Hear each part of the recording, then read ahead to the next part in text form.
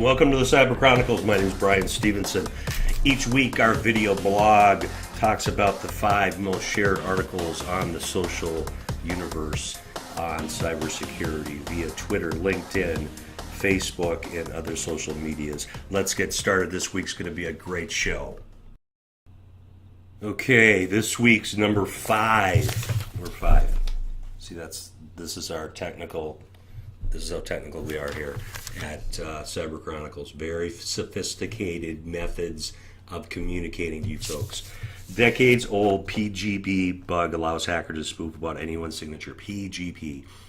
Pretty good privacy. I've always been curious why they named it that. Pretty good privacy. You think it's like saying, it's just a kind of okay privacy. You think you'd name it something a little bit more robust, like this is the most secure privacy you could actually have. Well, it turns out that that's actually not the case, because during the existence, sorry about that, hit that little thing there, encryption tools have been vulnerable to hacks by spoofing the digital signature just about any person with a public key, a researcher found.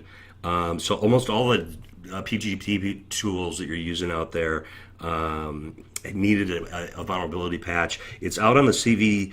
If you don't know what that is, that's a database of vulnerability, critical vulnerability exploits. You should definitely subscribe to that if you're in security at all. It's 12020, 12020, obviously CVE-2018-12020. It means decades worth of messages many people relied on for encryption may have been available. And the other issue of this, of course, is these encryption methods are not just used for emails. They're used for backups and software distribution and controlling source code. So this is a pretty big vulnerability. If you're doing anything with PGP, check out that article. It is in the link, of course, in ARS Technica is the one where we found it, shared the most. Great article, big vulnerability. You need to take care of it. Okay, number 4, backdoored images downloaded 5 million times, finally removed from Docker Hub.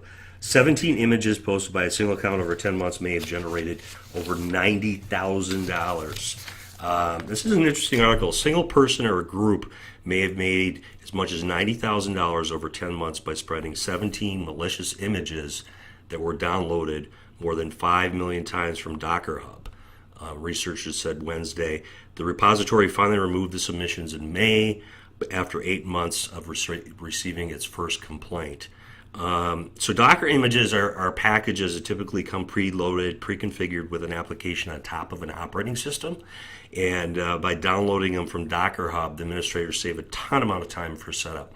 But 8 months of inaction doesn't look good on the side of Docker Hub, which I'm sure a lot of people are going to rethink their utilization of it. And it did show that at least one wallet in itself received almost $90,000 worth of Bitcoins. So for an ordinary user, just pulling a Docker image is like pulling arbitrary binary code, executing it, and then hoping for the best and not knowing really what's going on. So if you don't know what you're doing, I would be cautious in using Docker Hub.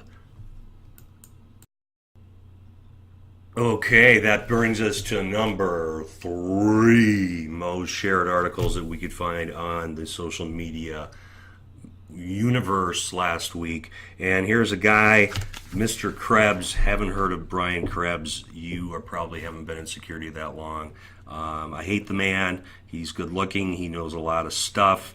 And he just does a lot of great stuff in cybersecurity. I mean, for example, when we started this broadcast, I returned this webcam 5 separate times because they said it would only add 10 pounds. 10 pounds to the way I look. That's not true. Look at this. Look at this.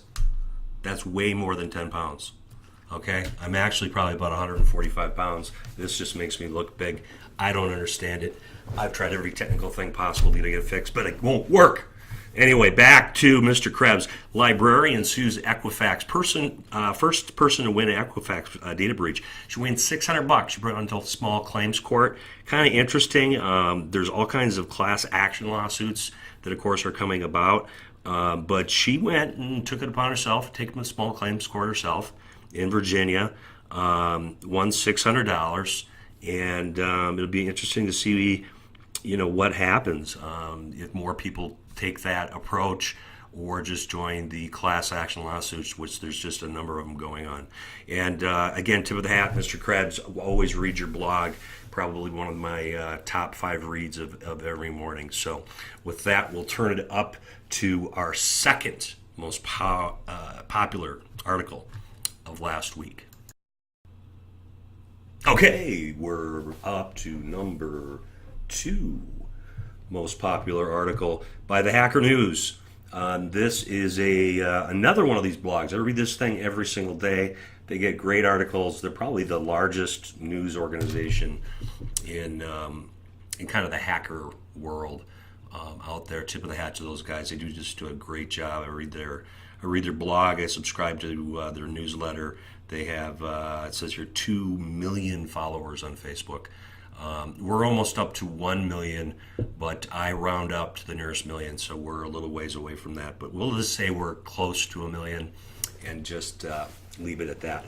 Anyway, they found, McAfee found actually a CVE that they reported, CVE 8140, that Cortana software could help anyone unlock a Windows 10 computer. So Cortana, of course, is the artificial intelligence smart assistant that Microsoft's built into every one of its Windows 10. But a patch released Tuesday, they had to take care of an exploitable vulnerability that allowed any user really to go in and take over a locked PC with verbal commands with Cortana. So interesting. Haven't tried it. It's kind of a fun little thing to try before you update the patch. To see if you can break into a Windows 10 device. Obviously, the vulnerability's been patched, but if you have a lot of your end users with Windows 10, this is why you gotta always do patches. Patches are number 1 in the security world, right? Don't worry about those fancy, endpoint sandboxing techniques until you get your patching done first. Patching is number 1.